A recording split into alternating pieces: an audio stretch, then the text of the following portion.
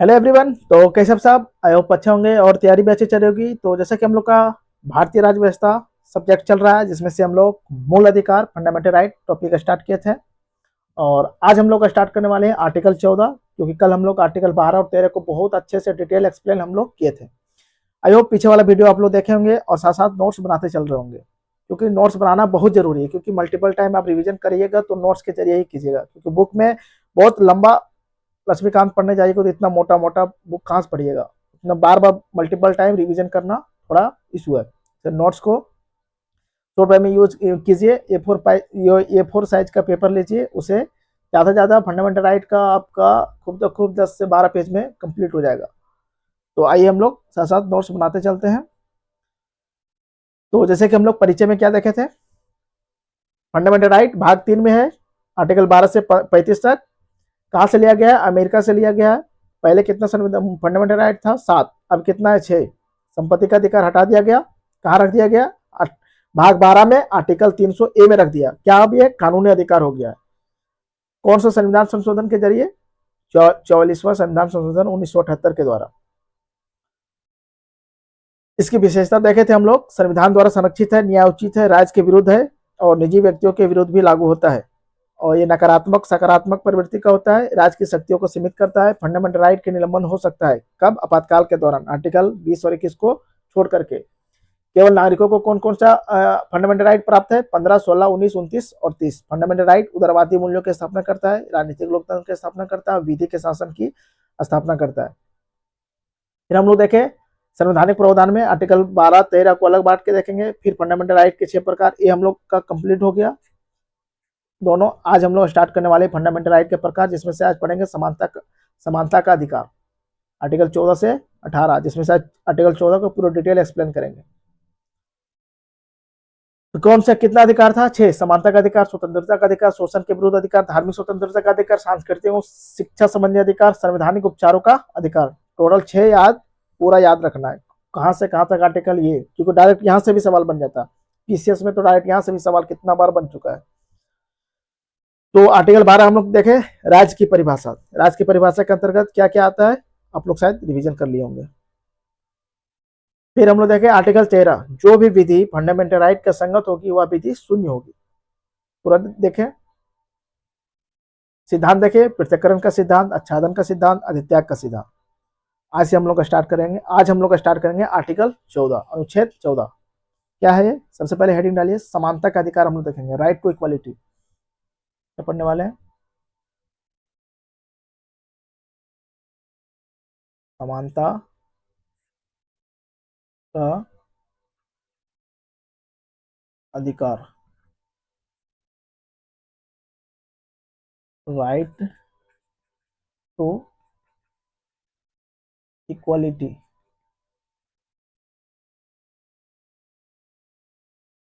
कितना से आर्टिकल कितना तक है? आर्टिकल 14 से 18 तक है। आर्टिकल 14 से 18 तक। तो आज हम लोग क्या पढ़ेंगे? आर्टिकल 14 पढ़ेंगे। क्या है?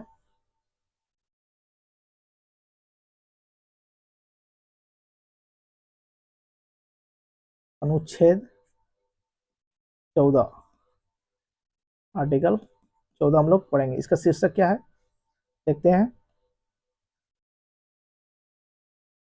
क्या शीर्षक? राज्य, भारत के राज्य क्षेत्र में किसी भी व्यक्ति को विधि के समक्ष समता और विधियों के समान संरक्षण से वंचित नहीं करेगा। क्या है? राज्य, भारत के राज्य क्षेत्र में किसी भी व्यक्ति को विधि के समक्ष समता समता और विधियों के समान संरक्षण से वंचित नहीं करेगा। एक है विधि के समक्ष समता और एक है विधियों के समान संरक्षण। तो विधि के समक्ष समता ये नकारात्मक अवधारणा है और विधियों के समान संरक्षण ये सकारात्मक अवधारणा है। ए ब्रिटेन से लिया गया है और इसे यूएसए से लिया गया है। इसका अर्थ क्या है? विधि के समक्ष समता का अर्थ क्या है कि समान सबके साथ समान व्यवहार और विधियों के समक्ष संरक्षण। विधियों के समक्ष संरक्षण यानी कि परिस्थितियों के अनुसार हम निर्णय लेंगे कि किसको किस तरह के अधिकार दिया जाएगा। जैसे कि समान परिस्थितियों में समान व्यवहार करेंगे, असमान परिस्थितियों में असमान व्यवहार करेंगे। याद होगा जब हम लोग प्रस्तावना पढ़ रहे थे तो वहां समता इसे पूरा डिटेल से एक्सप्लेन किए थे। टेबल, एक टेबल, दो टेबल, और जो क्रिकेट का मैच देख रहा था स्टेडियम में, उसे हम लोग पूरा डिटेल से एक्सप्लेन किए थे। आई होप ध्यान में होगा तो याद आया होगा। तो इसका पहले शीर्षक हम लोग लिखते हैं, फिर इसका अपवाद में है आर्टिकल 361, इसका अपवाद है आर्टिकल 14 का। 361 हो गया, आर्टिकल हो गया आपका 105 हो गया, आर्टिकल 194 हो गया, आर्टिकल 31C हो गया, आर्टिकल 39B और 39C इसका अपवाद है। तो पूरा इतना हम लोग खाका तैयार करेंगे। तो देखते हैं हम लोग सबसे पहले इसका शीर्षक क्या है। तो राज्य राज्य भारत के राज्य भारत के राज्य क्षेत्र, भारत के राज्य क्षेत्र में राज्य क्षेत्र में किसी भी व्यक्ति को किसी भी व्यक्ति को पहला, विधि के समक्ष समता, विधि के समक्ष समता एवं विधियों के समान संरक्षण। दूसरा क्या है? विधियों के समान संरक्षण। तो इंग्लिश में बोलता है equality before law, equality before law, और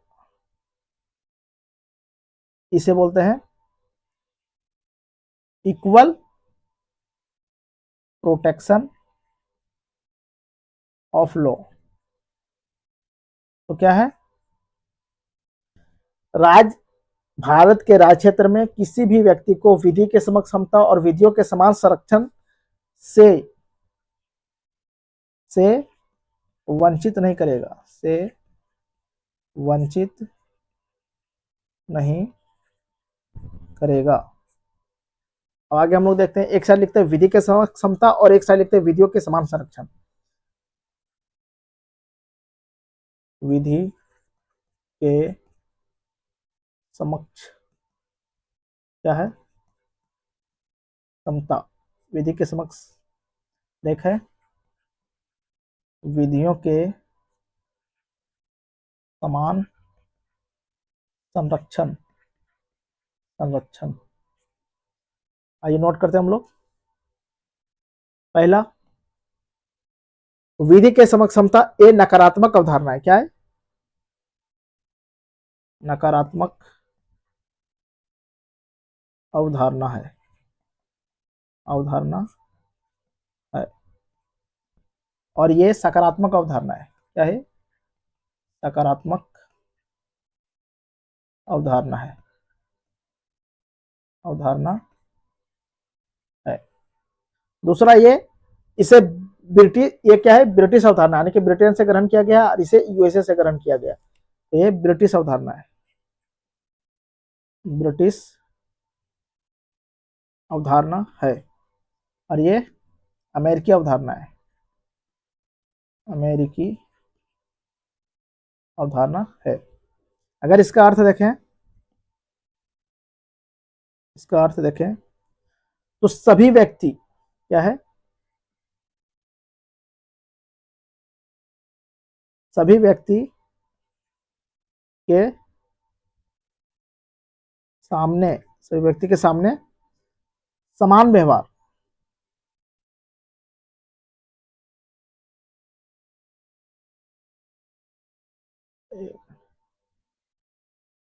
क्या है इसका अर्थ? सभी व्यक्ति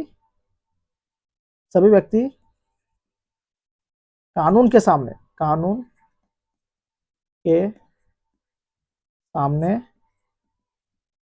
बराबर है।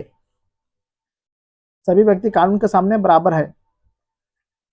कानून, कानून सभी पर समान रूप से लागू होगा। कानून सभी पर समान रूप से लागू होगा, रूप से लागू होगा,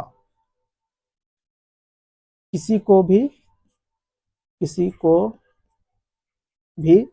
विशेषाधिकार नहीं होगा, विशेषाधिकार नहीं होगा। एक वर्ड में याद रखना है, कानून सबके लिए बराबर है, विधि के समक्ष समता, कानून सबके लिए बराबर है। नकारात्मक अवधारणा ब्रिटिश अवधारणा, बस खत्म। विधियों के समान संरक्षण सकारात्मक अवधारणा, अमेरिकी अवधारणा, और समान परिस्थितियों में समान व्यवहार, असमान परिस्थितियों में असमान व्यवहार। इसका अर्थ अगर देखें तो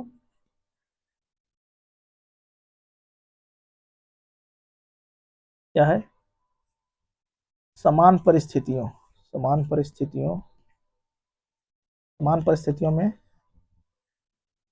समान व्यवहार एवं असमान परिस्थितियों में असमान परिस्थितियों में असमान व्यवहार। इसका बेस्ट एग्जांपल है आरक्षण। आरक्षण देकर के हम लोग जिस तरह परिस्थिति है उसके अनुसार आरक्षण देकर सबको बराबरी पे ला रहे हैं। इसका बेस्ट एग्जांपल है विधियों के समान संरक्षण, विधि के समक्ष समता, विधियों के समान संरक्षण। देख ले, नकारात्मक अवधारणा, सकारात्मक अवधारणा, ब्रिटिश अवधारणा, अमेरिकी अवधारणा, कानून के समक्ष सभी सब बराबर है, और इस समान परिस्थितियों में समान व्यवहार, असमान परिस्थितियों में असमान व्यवहार। कंप्लीट। अब देखते हैं हम लोग आर्टिकल 14 के अपवाद क्या क्या है। तो लिखिए, आर्टिकल 14 के अपवाद। आर्टिकल 14 के अपवाद।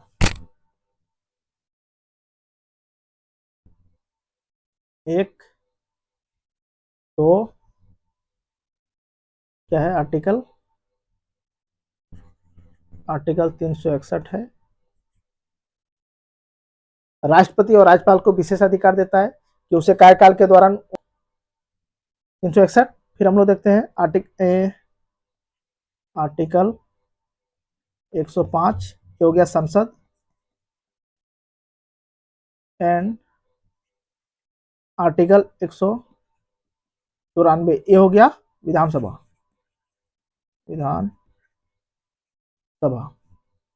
अब इससे रिलेटेड हम लोग नोट करेंगे।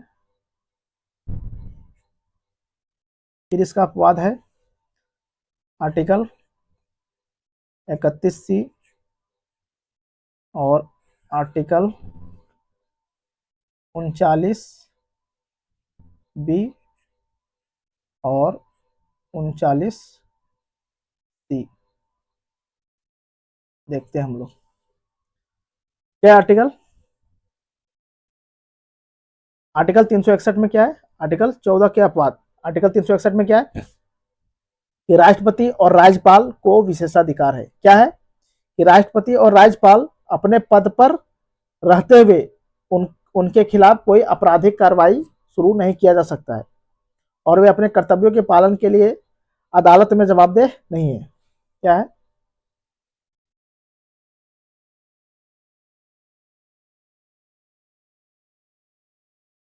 राष्ट्रपति एवं राज्यपाल को विशेषाधिकार है। क्या है,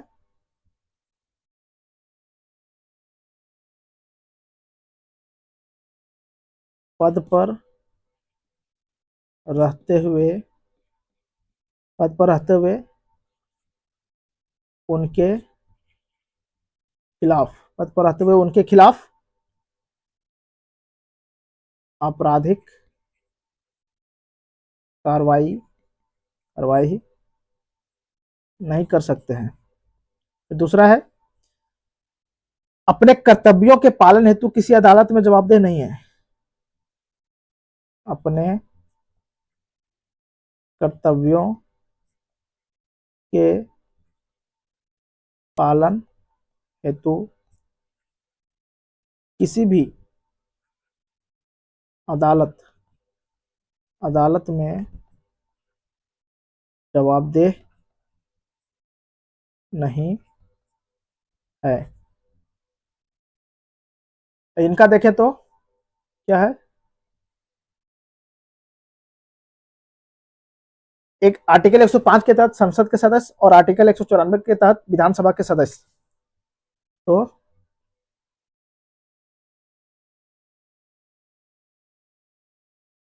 सदस्यों के लिए विशेषाधिकार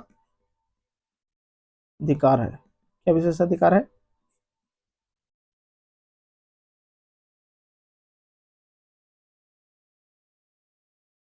कि संसद या विधानसभा विधानसभा में कही कही गई किसी भी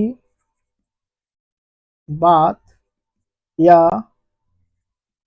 डाले गए वोट के लिए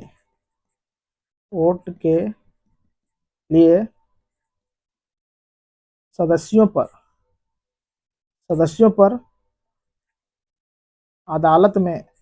अदालत में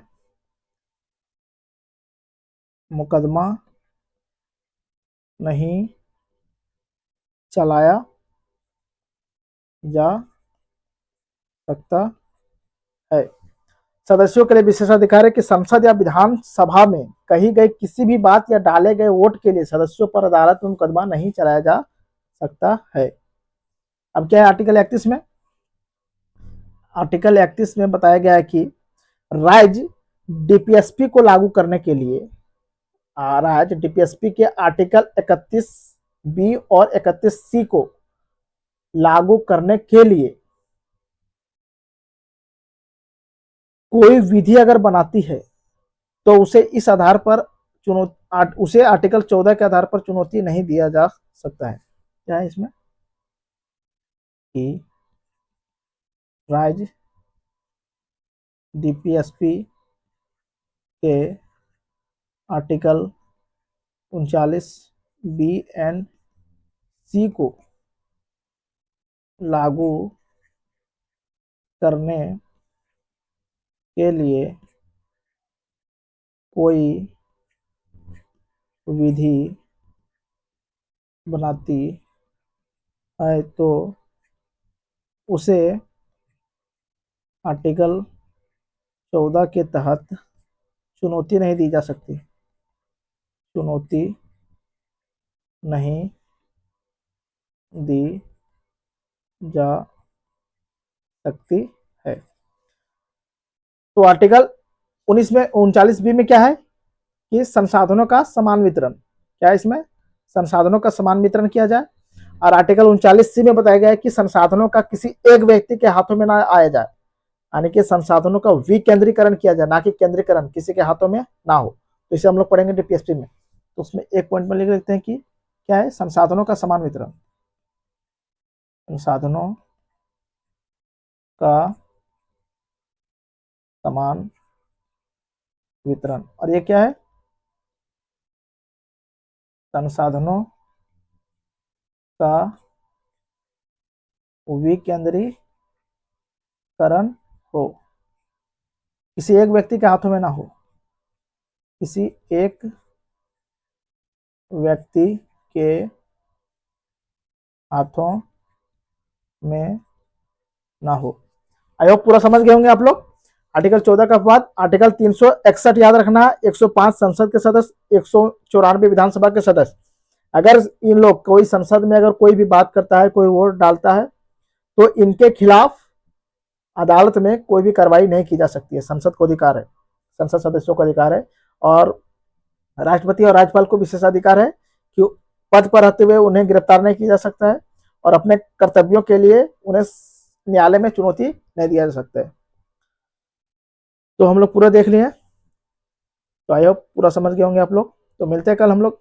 तो आज के लिए इतना रखते हैं। Thank you for watching. जय हिंद, जय भारत।